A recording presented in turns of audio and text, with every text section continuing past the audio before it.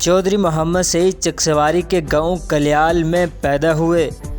پھر ابتدائی تعلیم انہوں نے پائلٹ اسکول نمبر 2 میرپور میں حاصل کی۔ 2-3 جماعتیں یہاں پڑھنے کے بعد وہ اپنے ماموں کے ساتھ کراچی چلے گئے جو ایئر فورس میں نوکری کر رہے تھے۔ میٹرک حیدرآباد بورڈ کراچی سے کی، اس کے علاوہ انٹرمیڈیٹ اور گریجویشن بھی کراچی سے کی۔ چودھری محمد سعید کراچی میں ہی گاڑیوں کا کاروبار کرتے تھے۔ 1979 میں آپ نے کراچی میں ہی والد صاحب کے ساتھ کاروبار میں حصہ لینا شروع کر دیا۔ آپ کے والد نے جب یہ دیکھا کہ میرا بیٹا اس کاروبار میں انٹرسٹڈ ہے تو انہوں نے 21 سال کی عمر میں 1981 میں جاپان کے لیے بھیج دیا، جہاں پہ گاڑیوں کا کام کیا جاتا ہے۔ اپریل 1981 میں ہی چودھری محمد سعید صاحب کی شادی ہوئی تو کچھ عرصہ میرپور میں رہنے کے بعد دوبارہ پھر وہ کراچی شفٹ ہو گئے، لیکن ان کی والدہ نے انہیں واپس بلا لیا کچھ ہی عرصے کے بعد۔ چودھری محمد سعید 2 بھائی اور 4 بہنیں ہیں۔ چودھری محمد سعید کے بھائی چودھری نعیم بھی ایک سیاسی شخصیت ہیں اور میرپور میں اپنا نام رکھتے ہیں۔ چودھری محمد سعید کی والدہ کی خواہش تھی کہ میرا بیٹا ممبر بنے۔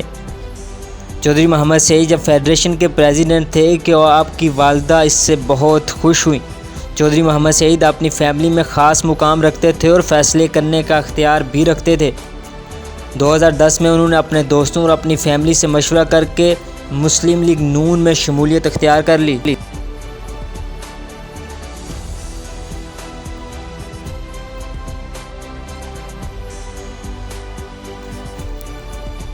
آزاد کشمیر کے امیر ترین کاروباری خاندانوں میں شمار کیے جانے والے چودھری سعید جب 2010 میں مسلم لیگ نون میں شامل ہوئے تو یہ بات زبان زد عام تھی کہ چودھری سعید سیاست میں اپنے قرضے معاف کروانے آئے ہیں، ٹیکنوکریٹ کی سیٹ پر بیٹھ کر پیسے کمائیں گے اور اپنے کاروبار کو مزید وسعت دیں گے، یہاں تک کہ جس کے منہ میں جو آیا بول دیا۔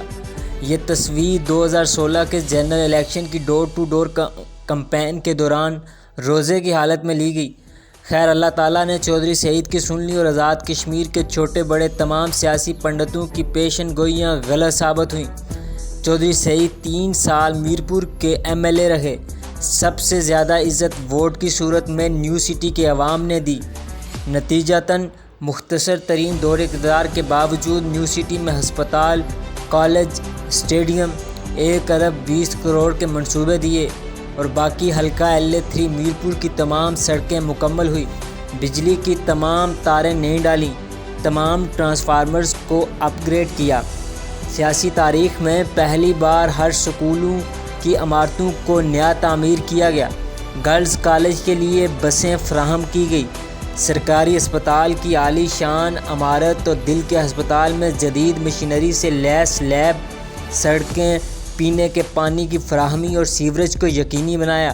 یہ تو وہ چیزیں ہیں جو گاہے بگاہے نظر سے گزرتی رہی۔ MDA میں وزیروں، وزیر اعظم اور ایسے بہت سارے افراد کا کوٹا ختم کیا۔ آزاد کشمیر کی سیاست آج کل پھر سے عروج پر ہے اور الیکشن کی آمد ہے۔ کسی نے کسی سیاسی پنڈت سے پوچھا نہیں، بھائی میاں یہ کیا جس کے بارے میں تم اپنے قرضے معاف کروانے اور پیسے بنانے کے لیے عملی سیاست میں آنے کا کہہ رہے تھے؟ اس نے تو میرپور کا نقشہ ہی بدل دیا۔ 2 سال تو مخالفین کو بھی MLA فنڈ ملتا رہا، اس سے انہوں نے کس کا قرضہ اتارا اور پچھلے الیکشن میں کیے گئے وعدے کتنے پورے کیے؟ اور مختصر میرپور کی سیاست اور سیاستدان کا طرز سیاست چودھری سعید نے یکسر بدل کر عوام کے درمیان کیا۔ کیا آج اسی چودھری سعید کی مخالفت کرنے والے اس کے کردار، اخلاق اور عمل سے متاثر ہیں؟